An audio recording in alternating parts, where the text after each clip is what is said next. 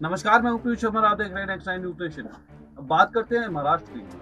महाराष्ट्र में महाविकास आघाड़ी की सरकार पर जिस तरह से संकट मंडरा रहा है, उसके बीच एक बड़ा सवाल खड़ा हुआ है कि क्या एकनाथ शिंदे पर दल बदल कानून लागू होगा, क्या नहीं। नियम कहता है कि अगर आपके पास पार्टी के 2/3 विधायक का समर्थन है तो यह कानून आप पर लागू नहीं होता है। ऐसे में शिवसेना के पास कुल 55 विधायक हैं और अगर 37 विधायक एकनाथ शिंदे के साथ आ जाते हैं तो दल बदल कानून उन पर लागू नहीं होगा। लेकिन कहानी यही खत्म नहीं होती। इन विधायकों की मदद से एकनाथ शिंदे भाजपा के साथ मिलकर सरकार नहीं बना पाएंगे और इसकी वजह है कि दल बदल कानून की कुछ प्रमुख शर्तें हैं। आइए डालते हैं एक नजर इन सबको लेकर कानून क्या कहता है। लोकसभा के पूर्व सेक्रेटरी जनरल पीडीसी आचार्य ने मीडिया से बात करते हुए यह स्पष्ट किया कि शिवसेना के बागी विधायक भाजपा के साथ मिलकर सरकार का गठन नहीं कर सकते हैं। उन्होंने कहा है कि बागी विधायक तभी दल बदल कानून का तहत अयोग्य होने से बच सकते हैं अगर ये भारतीय जनता पार्टी में शामिल हो जाते हैं। लेकिन इसकी दो मुख्य शर्तें हैं।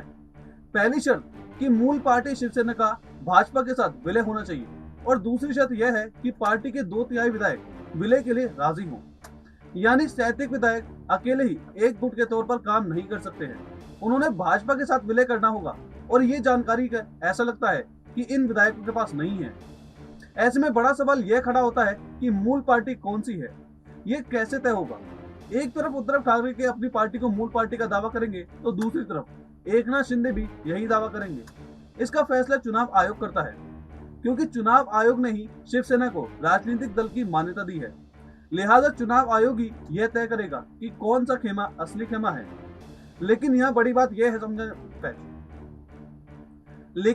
बात यह समझने वाली है कि चुनाव आयोग जिसके भी पक्ष में यह फैसला देगा, विरोधी खेमा इसका विरोध करेगा और सुप्रीम कोर्ट का दरवाजा खटखटाएगा।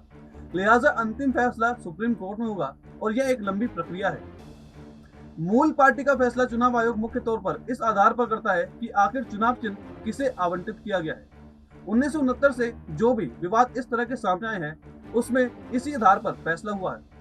पहले जब कांग्रेस का विघटन हुआ तो चुनाव आयोग ने इसी आधार पर फैसला दिया था।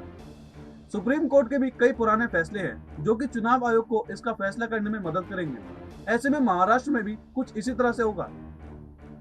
विधायक दल इसमें कुछ नहीं कर सकता है। विधायक दल पार्टी का होता है और पार्टी विधायक दल से ही बनती है। ऐसे में इस बात से कोई फर्क नहीं पड़ता कि किस खेमे में किसके पास कितने विधायक हैं। फिलहाल इस खबर में इतना ही। आप देखते रहिए नेक्स्ट नाइन न्यूज नेशन।